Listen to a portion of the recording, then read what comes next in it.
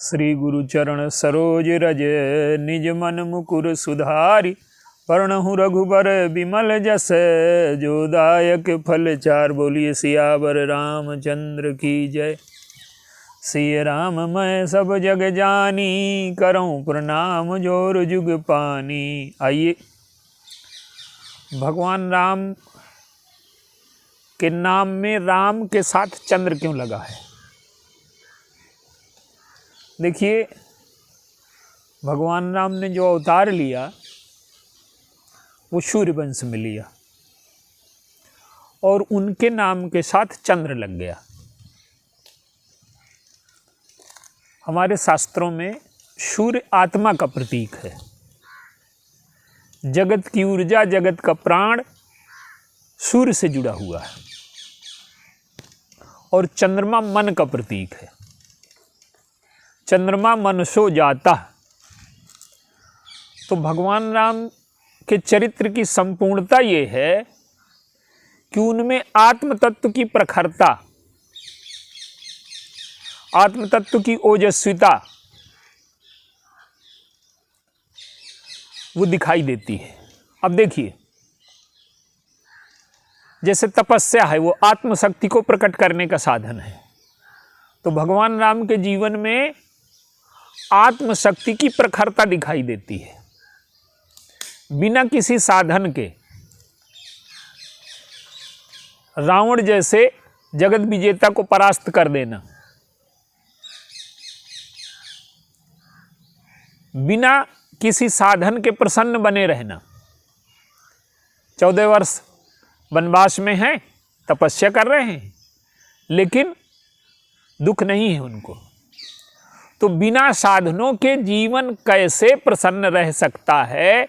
अगर हम आत्मशक्ति की सामर्थ्य को प्रकट कर लें। हमारे अंदर तो सामर्थ्य तो प्रत्येक जीव में है, ईश्वर का अंश है वो, लेकिन हम शरीर के दास हो गए हैं और आत्मा की जो शक्ति है, आत्मशक्ति, वो शरीर पर हावी नहीं है, शरीर हावी हो गया है। चेतन जो है जड़ पर आश्रित हो गया है। और भगवान राम ने पूरे चरित्र में ये दिखाया कि किस प्रकार से अगर हमारी आत्मशक्ति प्रखर है तो साधन तो अपने आप इकट्ठे हो जाते हैं। तो भगवान राम का जो चरित्र है वो सूर्य जैसा है। सूर्य कहने का अर्थ ये है कि वो सूर्य तो हैं, पर सूर्य में भी वो शरद ऋतु के सूर्य हैं। जैसे भगवान परशुराम सूर्य हैं, लेकिन उनके जीवन में जो सूर्य का प्रकाश है वो मात्रा से अधिक हो गया है।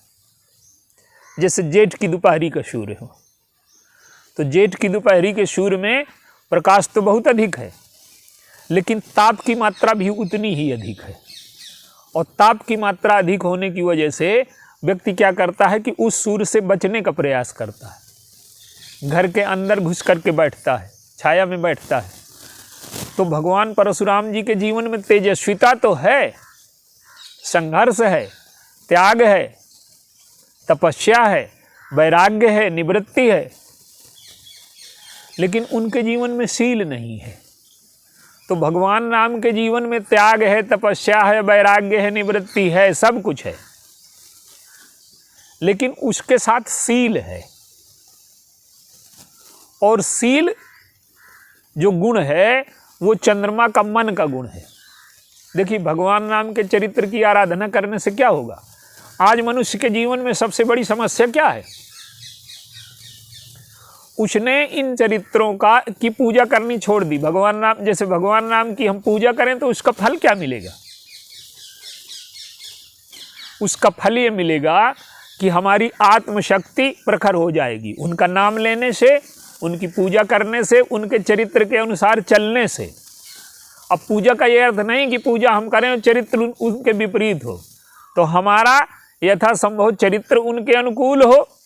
अब उनकी पूरी कोई नकल क्या कर लेगा? वो तो पूर्ण ब्रह्म है, लेकिन किसी अंश में अगर उनके चरित्र को हम उतार सकें अपने जीवन में, तो हमारे जीवन में तेजस्विता, हमारे जीवन में प्रखरता, हमारे जीवन में आत्म तत्व का शरीर पर शासन करना और साधनों के बिना भी संकल्प से ही सिद्धि प्राप्त कर लेना।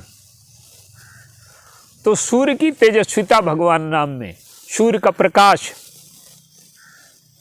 लेकिन वो प्रकाश व्यक्ति को प्रिय लगता है। जब शीत से ठिठुरता है व्यक्ति तो उसे सूर्य का प्रकाश चाहिए। तो भगवान राम में जो प्रकाश है वो ज्ञान का प्रतीक है, और ज्ञान का प्रतीक इसलिए है कि उनके जीवन में किसी प्रकार से अंधकार से समझौता नहीं है। माने उनका जीवन अच्छाई और बुराई से मिलकर के नहीं बना। हम लोगों के जीवन में एक दुर्बलता ये होती है कि हमारे जीवन में अगर 10 अच्छाइयाँ हैं तो 2 बुराइयाँ भी हैं। और भगवान राम के जीवन में शुरू से आखिर तक किसी भी प्रकार से उन्होंने बुराई से समझौता नहीं किया। आप देखिए, सुमंत्र कहते हैं कि आप वापस लौट चलो, तो ये एक प्रकार से समझौता हो जाता। सुषेण वैद्य को बुलाया गया, उसने जो कहा वो किया। शत्रु का भाई उनका मंत्री है, जिसका वध किया उसका पुत्र उनका दूध बन करके गया, और शत्रु का वैद्य उनके छोटे भाई की चिकित्सा कर रहा है बिना साधनों के। बंदर भालुओं को तो वेतन की बात छोड़िए, उनके लिए तो भोजन भी नहीं उपलब्ध कराया। तो ये संकल्प शक्ति की, आत्मशक्ति की प्रखरता का प्रतीक है। और जो चंद्रमा प्रतीक है वो मन का है। और आज के व्यक्ति के जीवन में चाहे जो साधन उपलब्ध हो गए हों, उसका मन अशांत हो गया है। मन में शांति नहीं है, मन में ठंडक नहीं है। चंद्रमा का प्रतीक है कि हमारे मन में ठंडक है कि नहीं है, हमारे मन में शांति है कि नहीं है। तो हमारे जीवन में प्रखरता हो, तेजस्विता हो, और उसके साथ शांति का समन्वय भी हो। तो भगवान राम के जीवन में जो सत्य है वो सूर्य जैसा है, और जो शील है वो चंद्रमा जैसा है। तो जब हमारे जीवन में हम भगवान राम की आराधना करेंगे तो हमारा मन शांत होने लगेगा। जैसे भगवान कृष्ण हैं, उन्होंने चंद्रवंश में जन्म लिया, तो चंद्रमा मन का प्रतीक है। तो उनका जो चरित्र है उसमें आनंद की प्रमुखता है, रस की प्रमुखता है, पर उसमें प्रखरता नहीं है। वो सत्य का वो तो साक्षात सत्य हैं, लेकिन लीला में उस तरह से दिखाई नहीं देता। और चंद्रवंश, भाई चंद्रमा के जो दोष हैं वो दिखाई देते हैं। चंद्रवंश क्या है कि उसमें अच्छाई और बुराई मिली हुई है। सूर्यवंश में जितने राजा हैं उसमें अच्छाई और बुराई मिली हुई नहीं है। तो भगवान राम की अगर हम आराधना करते हैं तो हमारे जीवन में मन की शांति, मन को ठंडक, जीवन में रसमयता, जीवन में शील, ये उनके नाम के साथ जो चंद्रमा लगा हुआ है उससे मिलेगा। और जीवन में प्रखरता, तेजस्विता, प्रकाश, सत्य का, ये भगवान राम के नाम से। देखिए, नाम में तो अनंत गुण हैं। राम अनंत, अनंत गुण अमित कथा विस्तार, और उनके रूप के, उनके नाम के अनंत गुण हैं। अब देखिए, नाम के गुण क्या हैं। गुरु वशिष्ठ जी ने जब नाम रखा तो वो कहते हैं कि इनके नाम अनेक अनूपा। अगर ये ईश्वर है तो इसमें सभी गुण हैं, और अगर सभी गुण हैं तो कोई एक नाम रखेंगे तो एक गुण का बोधक होगा। तो अगर ये निर्गुण है तो इनका नाम रखा नहीं जा सकता, क्योंकि नाम का आधार गुण होता है। तो निर्गुण है तो कोई नाम नहीं है, और अगर गुण है तो सारे पूर्ण हैं। और जब सारे पूर्ण हैं तो किस आधार पर नाम रखें। इसलिए नाम रखना बड़ा कठिन है। फिर भी वशिष्ठ जी ने संकेत किया कि जो आनंद सिंधु सुख राशि, जो आनंद का सिंधु है और सुख की राशि है, और सीकर से त्रैलोक सुपासी, और उसकी एक बूंद से त्रैलोक को सुपास मिलता है। और सो सुखधाम, वो सुखधाम है। राम यस नामा अखिल लोकदायक विश्रामा। तो देखिए भगवान के नाम में आनंद है। सबसे पहले आनंद को उन्होंने प्रमुखता दिया, जो आनंद सिंधु सुख राशि। तो जो आनंद है वो क्या करता है कि व्यक्ति को निरपेक्ष बना देता है। सुख सापेक्ष शब्द है और आनंद निरपेक्ष शब्द है। जब किसी भी व्यक्ति वस्तु परिस्थिति के आधार पर हमारे जीवन का सुख तय न हो, चाहे व्यक्ति कैसा हो, परिस्थिति कैसी हो, किसी भी परिस्थिति में जब हमारा आनंद उसी प्रकार से बना रहे, जैसे सूर्य है उसके प्रकाश में कमी नहीं आती, बादल आदि आ जाते हैं तो वो दिखाई नहीं देता पर होता है वो। तो भगवान राम के जीवन में ये भी स्थिति नहीं है, तो उनमें आनंद की निरपेक्षता, हमेशा उनका चित्त प्रसन्न। भगवान व्यास ने तो वंदना ही वही की कि वनवास के समय भी उनके मुख में मलानता नहीं है, तो आनंद से निरपेक्षता का।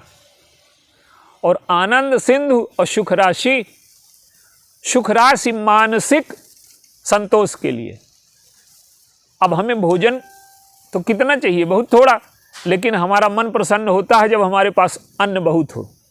तो सुख, जो आनंद सिंधु सुख राशि, सुख राशि का अर्थ है कि राशि मन मात्रा देख करके प्रसन्न होता है, सुख राशि। और सी करते त्रैलोक सुपासी, सुपास की सारी वस्तुएं हों जो हमारे साधन हैं। और सो सुख धाम, तो धाम जब व्यक्ति का घर होता है तो उसमें तो रहने के लिए हमारा जो वास्तविक घर है वो भगवान का नाम है।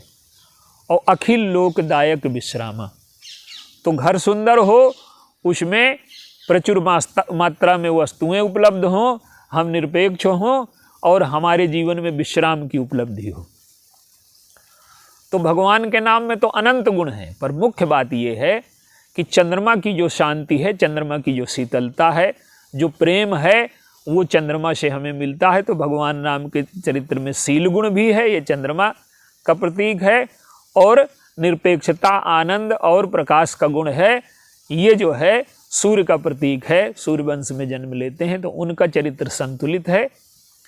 और ये दोनों चीज़ें हमारे जीवन में आ जाएं तो हमारा जीवन भी संतुलित हो जाएगा। भगवान से प्रार्थना करें। बोलिए सियावर राम।